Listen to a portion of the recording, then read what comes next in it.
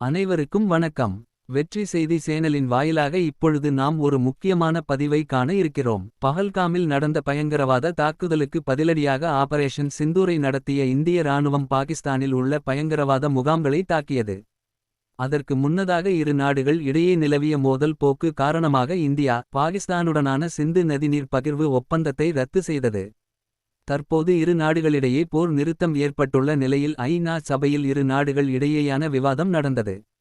அதில் பாகிஸ்தானுக்கான ஐநா தூதர் இந்தியா தண்ணீரை நிறுத்தி பாகிஸ்தான் உடனான ஒப்பந்தத்தை மீறியுள்ளதாகவும் தண்ணீர் உயிர் வாழ்வதற்கானது போருக்கானது அல்ல என்றும் பேசினார்.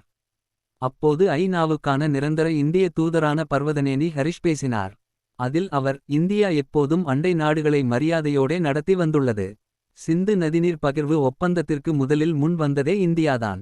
இதுவே இந்தியாவின் சக நாடுகளுடனான சகோதரத்துவத்தை காட்டுகிறது. ஆனால் கடந்த 65 ஆண்டுகளில் பாகிஸ்தான் தொடர்ந்து அமைதி ஒப்பந்தங்களை மீறி 3 முறை இந்தியா மீது போர் நடத்தியுள்ளது. பாகிஸ்தான் பயங்கரவாதிகள் 1000 முறை இந்தியா மீது தாக்குதல் நடத்த முயன்றுள்ளனர்.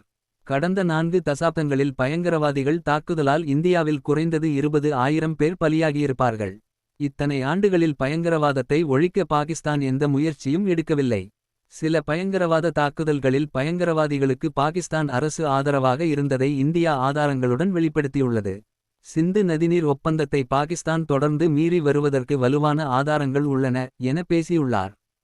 இது போன்ற அண்மை செய்திகளுக்கு வெற்றி செய்தி சேனலை சப்ஸ்கிரைப் செய்து ஆதரிக்கவும். நன்றி, வணக்கம்.